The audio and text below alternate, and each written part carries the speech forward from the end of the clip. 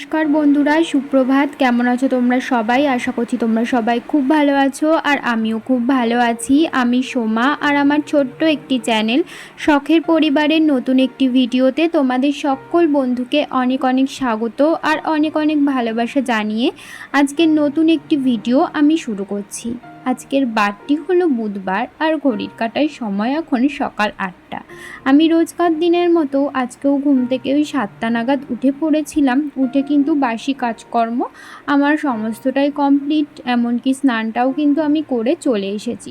আর স্নান করে এসে দেখো আমি একটুখানি মুখে ক্রিম লাগিয়ে নিলাম আর চুলটাও ভালো করে আঁচড়ে নিয়েছি। আর সকালবেলা যেহেতু চুলটা ভিজা থাকে তো সেই কারণে আমি কিন্তু ভালো করে জট ছাড়াই না। শুনেছি ভিজা চুলে নাকি খুব চুল ওঠে, মানে ভিজা চুল আঁচড়ালে। আর আমার মাথায় তো এমনিতেও চুল নেই আর তার উপরে তো আরও এমনিতেই চুল উঠে যাচ্ছে, তার উপরে যদি ভিজা চুল আঁচড়াই আরও বেশি চুল উঠে যাবে। এই ভেবেই আমি আর ভিজা চুলে চুল আঁচড়াই না। চুলটা যখন অর্ধেক শুকিয়ে যায়, অর্ধেক বলতে কি পুরোপুরি শুকিয়ে যায়, ওই বিকালের দিকে আমি চুলটা ভালো করে একটু ছাড়িয়ে নিই। তো যাই হোক, তারপরে চলে গেছিলাম একটু দোকানে। কালকে ছেলে বলছিল ডিম টোস্ট খাবে, কিন্তু কালকে করে দিতে পারিনি, তাই আজকে সকাল সকাল দোকান থেকে দেখো আমি একটুখানি কোয়ার্টার রুটি ডিম নিয়ে চলে এসেছিলাম। এখন ছেলের জন্য ডিম টোস্ট ভাজছি। প্রথমে পাউরুটিটার মাঝখান থেকে চিড়ে নিয়ে মানে এমনি শুকনো কড়াইয়েই হালকা একটু ছেঁকে নিয়েছি। তারপর সেই কড়াইয়েই একটু মাখন দিয়ে আর একটু ভালো করে পাউরুটিটা ছেঁকে নামিয়ে রেখেছিলাম। তারপরে কড়াই দিয়ে দিয়েছিলাম ডিম, আর এই ডিমের মধ্যে নুন আর পেঁয়াজ দিয়েছিলাম, লঙ্কাটা দিইনি যেহেতু ছেলে খাবে তো সেই কারণে। তারপরে দেখো ডিমটা একটু ভাজা ভাজা হয়ে গেলে আমি তার উপরে পাউরুটি দুটো দিয়ে ভালো মতো করে কিন্তু ছেঁকে নিয়েছি। আর এদিকে কিন্তু আমার ডিম টোস্ট করা একদমই তৈরি। আর ডিম টোস্ট করতে কিন্তু বেশি সময় লাগে না। আর তার উপর থেকে আমি দিয়ে দিচ্ছি সস, আর সসটা একটু ডিজাইন করে দিচ্ছিলাম, কারণ আমার ছেলে এইভাবে ডিজাইন করে সস দিলে ও খুবই মজা পায়। তো সেই কারণে আর কি, আর ওকে কিছু খেতে দিলেই আগে সসের খোঁজ নেয়। ওর সস খেতে খুব ভালো লাগে হয়তো। চাউমিন দিলেও আগে সস চাইবে, আবার ডিম টোস্ট বা গোলা রুটি বানিয়ে দিলেও আগে বলবে আমাকে সস দাও। তো সসটা আমি ডিম টোস্টের উপর একটু ডিজাইন করে দিয়ে ওকে দিয়ে দিয়েছিলাম। ও কিন্তু একা একাই খেয়ে নিয়েছিল। আর শুধুমাত্র আমি কিন্তু ওকে ভাতটাই খাইয়ে দিই, আর বাদ বাকি কিন্তু টিফিন, মানে সন্ধ্যার টিফিন সকালের টিফিন যাই করে দিই না কেন, ও কিন্তু একা একাই খেয়ে নেয়। যদিও একটু দেরি করে খায় কিন্তু একা একাই খেয়ে নেয়। আর সত্যি কথা বলতে সকাল সকাল টাইমটা আমার অনেকই ব্যস্ততার মধ্যে থাকে, তো সেই কারণে ওকে খাবার দিয়ে দিলে ও যেহেতু একা একা খেয়ে নেয়, তো সেই কারণে আমি ওকে একা একাই দিই। আর একা একা খেয়ে নিলে আমার অনেকটা সুবিধাও হয়। সেই টাইমে আমি কিন্তু অন্যান্য কাজগুলো সেরে নিতে পারি। যেমন ধরো এখন ওকে খেতে বসিয়ে আমি কিন্তু চলে এসেছি এই জামা কাপড়গুলো মেলতে। স্নান করে এসে না আমি আর জামা কাপড়গুলো মেলার টাইম পাইনি। আসলে স্নান করে এসেই আমি চলে গেছিলাম দোকানে। দোকান থেকে ওই জিনিসগুলো নিয়ে এসে ছেলের খাবারটা বানিয়ে ওকে খেতে দিয়ে তারপরে আমি এসেছি এই কাজটা করতে।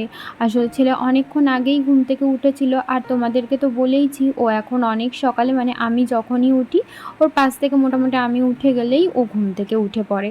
আর ঘুম থেকে উঠে গেলে স্বাভাবিক ওর খিদে তো পেয়েই যাবে, তো সেই কারণে আর কি আমি দেরি না করে ওর খাবারটাকে রেডি করে দিয়েছি।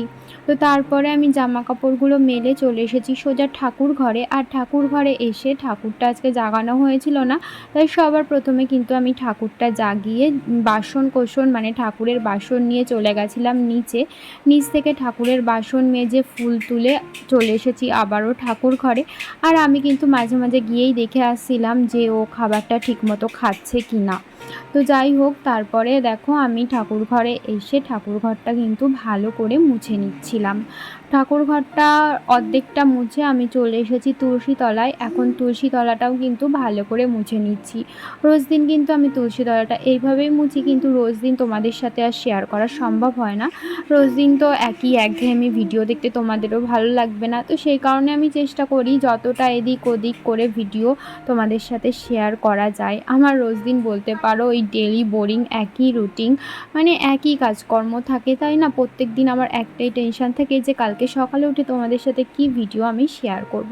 আর তোমাদের সাথে আমি একদিন যদি ভিডিও শেয়ার না করি আমার না একদমই ভালো লাগে না। আসলে ভিডিও করাটা আমার একটা অভ্যাস হয়ে গেছে বলতে পারো।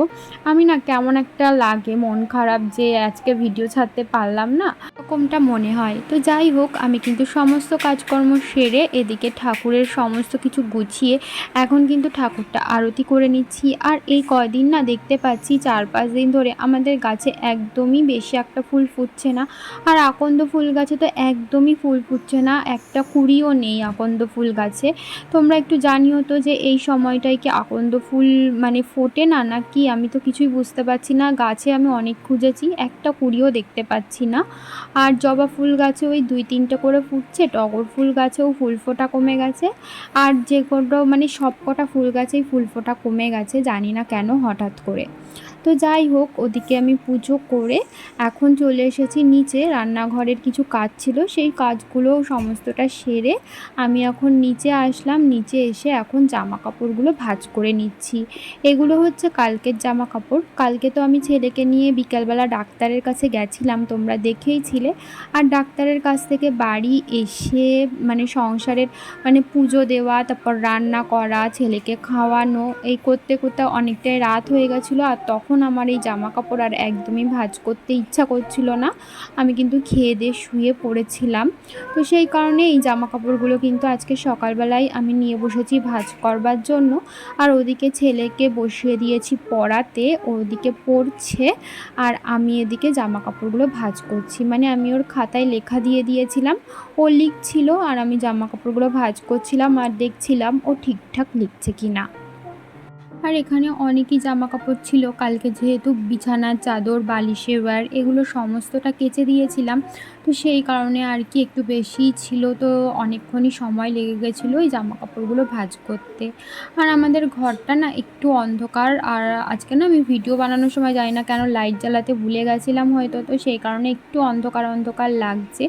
তোমরা একটু ম্যানেজ করে নিও। আমাদের ঘরে কিন্তু এমনি আলো বাতাস ঢোকার জায়গা আছে, জানলা খুলে দিলে অনেকই আলো বাতাস ঢুকতে পারে, কিন্তু আমি কোনো জানলাই খুলতে পারি না। এই পাশের জানলার এদিকে রয়েছে আলমারি, মানে জানলাটাকে গার্ড করে, আর এই পাশের জানলার তো দুটো কাচই ভাঙা, তো সেই কারণে আমি জানলা একদমই খুলতে পারি না। ওই একটা মতো পাল্লা খুলতে পারি, আর ওই পাশের জানলা আমি ইচ্ছা করেই খুলি না, যেদিকে আলমারি রয়েছে ওখানেও দুটো পাল্লা খোলা যায়, কিন্তু ওইদিকে না জঙ্গল, তো সেই কারণে আমি না একটু মানে জানলাটা খুলতে ভয় লাগে, যদি কখনো কোনো কিছু জানলা দিয়ে ঢুকে আসে, তো সেই কারণে আমি কখনোই খুলি না ওই পাশের জানলা। তো দেখো, ছেলেকে পড়াচ্ছিলাম আর এদিকে আমি একটু চুলটা ছেড়ে দিয়েছিলাম সকাল থেকে, যেহেতু চুলটা বাঁধাই রয়েছে তো চুলটা ভিজা, তো ভাবলাম চুলটা এখন একটু ছেড়ে দিই, যেহেতু ফ্যানের তলায় আছি অতটাও গরম লাগবে না। আর তোমাদের সামনে একটু এসেছিলাম আমি। আর এদিকে দেখো, ছেলে এখন লিখছিল একে চন্দ্র 1 থেকে 50 অবধি ও এখন মোটামুটি লিখতে পারে, যদিও একা একা এখনও পারে না, ওই যে মানে আমি লিখে দিই সেটা দেখে দেখে ও লেখে। তো তারপরে দেখো এখন চলে এসেছি দুপুরের খাওয়া দাওয়া করতে। ছেলেকে স্নান করানোও হয়ে গেছে, এখন ঘড়িতে ওই 1:45 মতো বাজে। আজকে আমাদের দুপুরে রান্না হয়েছিল কলা আর আলু দিয়ে রুই মাছের ঝোল, মাছের তেল ভাজা আর মাছ ভাজাও ছিল। তো ছেলেকে খাইয়ে আমিও খেয়ে নিয়েছি। তারপরে দেখো চলে এসেছি এখন ছেলেকে ঘুম পাড়ানোর জন্য। আর আজকে কেন জানি না মনে হলো ঘুম পাড়ানোর সময় একটা ছোট্ট ভিডিও করি। আর এই সমস্ত ভিডিও না একটাই কারণে করি, যাতে ছেলে যখন বড় হয়ে যাবে তখন আমি এই ভিডিওগুলো দেখতে পারি। তো বন্ধুরা, ঘড়িতে এখন বাজে রাত 8টা আর আমি রান্নাঘরে এসে রাতের রান্না বসিয়ে দিয়েছি। আর আজকে তো সারাদিন তোমাদের সাথে সেরকম কোনো ভিডিও শেয়ারই করতে পারিনি। সন্ধ্যার থেকে বাইরে ঝড় শুরু হয়ে গেছে, একটু মাঝে মাঝে টিপটিপ করে বৃষ্টি পড়ছে, আবার কমে যাচ্ছে, জোরে বৃষ্টি হচ্ছে না। তো এই দেখো আমি রাতের রান্না বসিয়ে দিয়েছি। এখানে হচ্ছে ভাত, এ দেখো ভাতটা হাঁড়িটা ঢাকনাটা করে দিই। আর এখানে বসিয়ে দিয়েছি ডাল, ডালটা করব এই যে জলপাই দিয়ে।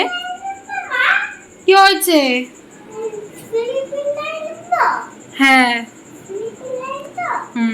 আর এখানে দেখো আমার ছেলেকে আমি লিখতে বসিয়ে দিয়েছিলাম, ও লিখছে বসে বসে, এই যে এবি লিখেছে, এখানে স্মল লেটারে লিখেছে আর ক্যাপিটাল লেখা। না এবার স্লিপিং লাইন টানো দিয়েছি। তোমাদের দেখালাম আমি ভাত আর ডাল, টক ডাল করব। এই যে জলপাই কেটে নিয়েছি আর করব মাছ ভাজা। এই যে মাছটা 4 পিস মাছ বের করে দিয়ে নিয়েছি ফ্রিজ থেকে, মাছ ভাজবো। ঝোল এটা দুপুরে রান্না করা হয়েছিল, সেখান থেকে আমার হাজব্যান্ড যেহেতু খায়নি তো ওর মাছের ঝোল রয়েছে, এখান থেকে আমার ছেলেকে খাওয়াবো রাত্রে, আর হাজব্যান্ডের জন্য রেখে দেবো মাছের ঝোল, গরম করব, ফ্রিজ থেকে বার করলাম। এই লেখো, ওইভাবে কোলের উপরে রেখে লেখা যায় না, নিচে রেখে লেখো বাবা। ওই পিঁড়িটা পেতে পিঁড়ির উপরে রেখে লেখো। আর দেখো আমি এদিকে কাটছিলাম ডুমুর। এই দেখো এগুলো কাটা হয়ে গেছে, এখনো অনেক বাকি। এই যে এতগুলো এখনো কাটা বাকি, দেখি যে কটা কাটতে পারি কাটবো। যদি সবটা কাটা হয়ে যায় তাহলে তো খুবই ভালো, আর নয় বাদ বাকিটা রেখে দেবো। এগুলো তো সব একদিনে রান্না করা হবে না, কালকে যদি সময় পাই কালকে তো অর্ধেকটা কাটবো। তো এই তো আমার অকাজ, সারাদিন বাড়ি। তো আমার অকাজ তোমরা দেখলে, সারাদিন বাড়ি বসে আমি এই অকাজগুলোই করি, কাজ নেই তো কি করবো বলো। তো যাই হোক, চলো তোমাদের সাথে আবার পরে কথা হচ্ছে। আমি এখন কাটছিলাম ডুমুর কাটতে আমি অনেকক্ষণই বসেছি, প্রায় 7:30 নাগাদ, আর এখন বেজে গেছে ওই 8:30 মতো। কাটতে কাটতে আমি ডুমুর কাটতে কাটতে এদিকে ছেলেকে পড়াচ্ছি, প্লাস রান্নাও বসিয়ে দিয়েছি। তোমাদেরকে তো দেখালে আমি কী রান্না করছি। আর আমাদের বাড়িতে এখনও পর্যন্ত কেউই এখনও বাড়ি আসেনি, আমার শাশুড়ি মা, শ্বশুরমশাই, আমার হাজবেন্ড। এখনও পর্যন্ত আমি আর আমার ছেলে একাই রয়েছি। তো এই তো দেখো এদিকে কিন্তু আমি ডুমুর কাটতে কাটতে আবারও চলে এসেছিলাম রান্নার দিকে। ডালটা সেদ্ধ হয়েছিল তাই ডালটা ঘুটে আমি কিন্তু ফোড়ন দিয়ে দিলাম। আজকে ডালটা করছিলাম জলপাই দিয়ে টক ডাল। ডালটা কিন্তু বেশ ভালো লেগেছিল আমার খেতে। আর এদিকে করছিলাম মাছ ভাজা।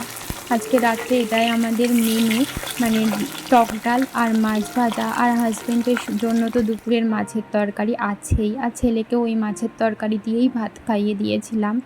তারপরে দেখো খেয়ে দিয়ে চলে এসেছি নিচে, আর ঘড়িতে এখন বাজে 10:30। আজকে অনেকটাই দেরি হয়ে গেছে, আসলে ডুমুর কাটতে কাটতেই বেশি দেরি হয়ে গেছিলো। তো দেখো তারপরে আমি এসে রাত্রেবেলা এখন চুলটা ভালো করে জট ছাড়িয়ে বিনুনি করে নিচ্ছি। বলতে পারো সকালে ওই স্নান করে উঠে আমি একবার আয়নার সামনে আসি, আর এই রাত্রে শুতে যাওয়ার আগে একবার আয়নার সামনে আসার টাইম পাই।